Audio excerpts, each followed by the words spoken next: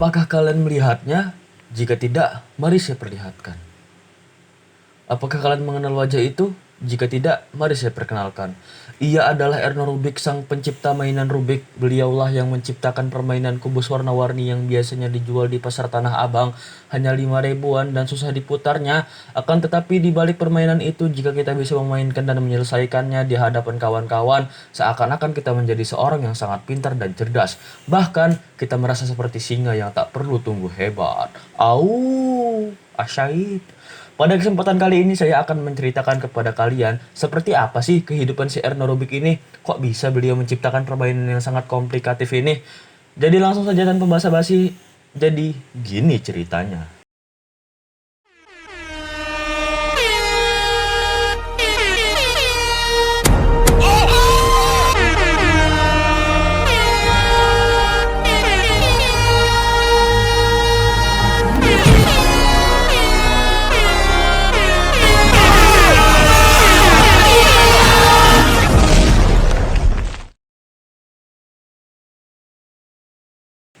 Masuk ke kehidupan awal, Erno Rubik keluar dari perut ibunya alias terlahir pada tanggal 13 Juli tahun 1944, 1 tahun sebelum negara kita merdeka, tepatnya di kota Budapest di negara Hongaria. Beliau mirip Rafathar kalau si Rafathar lahir dari keluarga sultan yang kaya raya yang membuat Anda iri dengan kehidupannya. Beliau, si Erno Rubik terlahir dari keluarga yang terdidik.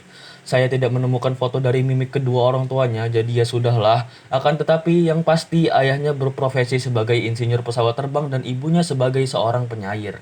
Sebagai insinyur penerbangan, beliau mendapatkan reputasi yang sangat amat baik di mana beliau mendapatkan reputasi internasional atas keterampilannya. Dari situlah si Erno mendapatkan nilai positif yang tertanam dari bokapnya, yaitu sikap pantang menyerah bahkan jika itu berarti meraih sesuatu dengan tangannya sendiri. Wow, sangat memotivasi. Pada tahun 1958, beliau mulai mempelajari seni pahat di sekolah seni dan lulus 4 tahun kemudian. Setelah belajar di sana dengan giat tidak seperti Anda yang sering bolos ke warnet, lalu beliau melanjutkan studinya atau belajarnya di Universitas Teknologi Budapest. Dengan mengambil jurusan arsitektur, setelah beliau lulus, Erno bekerja sebagai arsitek dari tahun 1971 hingga tahun 1975. Selanjutnya karena dia giat belajar dan lulus kuliah, tidak seperti Anda, beliau menjadi profesor desain interior di alma maternya. Lanjut kita ke bab selanjutnya yaitu teka-teki 3 dimensi. Ribet nggak tuh ngomongnya? Disinilah awal mula barang itu tercipta. Semasa mengajar sebagai profesor, beliau membuat desain teka-teki 3 dimensi yang kemudian dikenal sebagai kubus Rubik. Wow, beliau awalnya tidak menciptakan kubus tersebut sebagai mainan yang bakal laris terjual di Tanah Abang atau tepatnya di pasaran, akan tetapi dia justru mengembangkan minat terhadap aspek desain strukturalnya.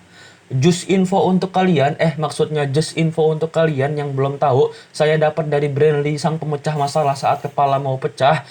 Desain struktural adalah desain atau gambar yang dibuat berdasarkan garis, ukuran, bentuk, warna, tekstur, dan nilai dari suatu benda. Itu singkatnya.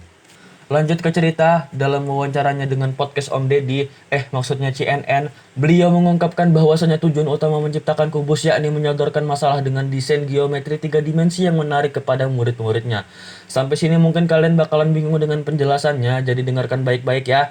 Kubus Rubik terdiri dari 26 kubus kecil yang bergabung menjadi suatu kubus besar dengan 6 sisi. Masing-masing sisi memiliki 9 kotak, setiap lapisan Sebentar, saya ulangi. Kubus Rubik terdiri dari kubus Rubik terdiri dari 26 kubus kecil yang dapat berputar dan tumpang tindih dengan lain. Salah, coy. Kubus Rubik terdiri dari 26 kubus kecil yang bergabung menjadi satu kubus besar dengan 6 sisi. Masing-masing sisi memiliki 9 kotak. Setiap lapisan dapat berputar dan tumpang tindih dengan lapisan lainnya. Setiap 3 kotak dalam satu baris dapat bergabung dengan lapisan baru dengan diputar secara horizontal atau vertikal, tetapi tidak secara diagonal. Teka-teki dari permainan Rubik ini harus dipecahkan agar setiap sisi dari kubus memiliki warna yang sama. Pusing nggak tuh? Saya aja pusing, tapi ya udah lanjutlah. Menurut pendapat si Erno Rubik sendiri, permainan yang beliau ciptakan seperti berjalan-jalan di hutan dan menemukan pemandangan yang berbeda. Akan tetapi Anda tidak dapat mengingat jalan pulang karena mengembara begitu jauh. Awas diciduk om-om serigala. Pada tahun 1974, beliau menyelesaikan beberapa model teka-teki kubus pertamanya. Beliau menyadari dengan memutar acak kubus-kubus itu, beliau tidak pernah bisa mengembalikan ke bentuk awal sehingga mencoba mencari solusi yang logis. Selanjutnya, Erno Rubik mengajukan permohonan untuk mematenkan temuannya pada tahun 1975.